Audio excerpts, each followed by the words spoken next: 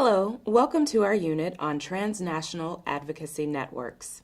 In this module, we'll learn about how stakeholders, including individual activists, non-governmental organizations, and religious groups work together to develop and disseminate information about a particular cause. Our text for this week refers to these stakeholders as actors, as in people or organizations that are taking specific actions within a system. That system is what we refer to as a transnational advocacy network, a group of people and organizations working together across international borders. This week's reading and its application weave together several key concepts we've discussed this far in the course, including globalization, the theories of the press, the danger of a single story, the CNN effect, and world press freedoms. The network itself exists as one coordinated effort to combat media hegemony, the tendency of media outlets to conform to a single narrative about an issue, and engage in reporting and publication practices that privilege a specific point of view over all others. One key contributor to media hegemony is a concentration of media ownership.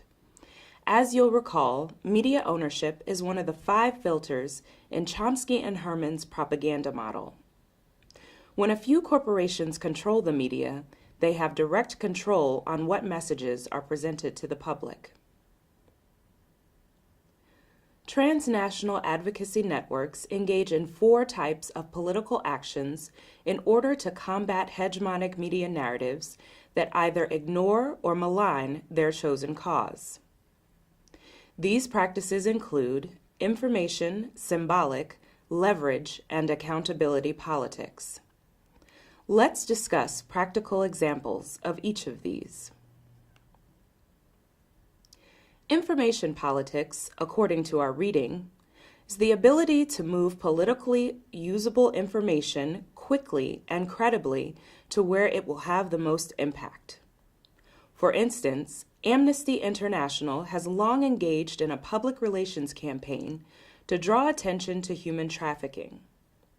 This campaign includes advertisements, letter writing, op-eds, and other forms of recognizing signs of human trafficking in crime reports involving prostitution.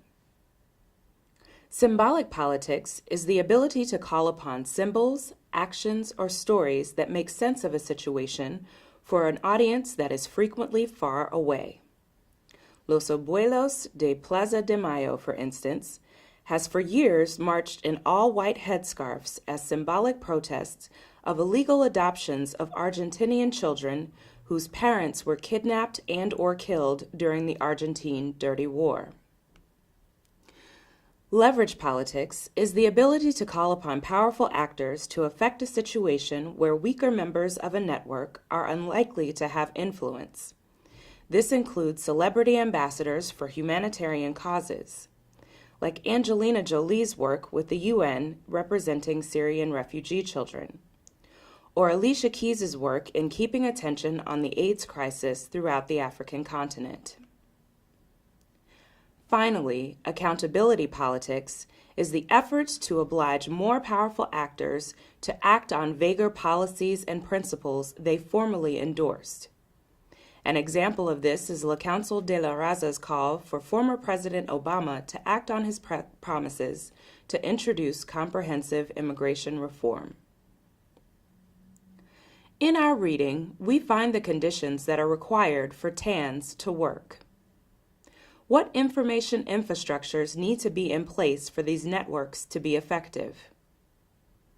In your groups, identify the transnational advocacy network that is working on your team's focus issue. Be prepared to discuss the conditions that give power to their efforts. Finally, pay close attention to these specific techniques that TANs use in their quest to present alternative narratives on their chosen cause.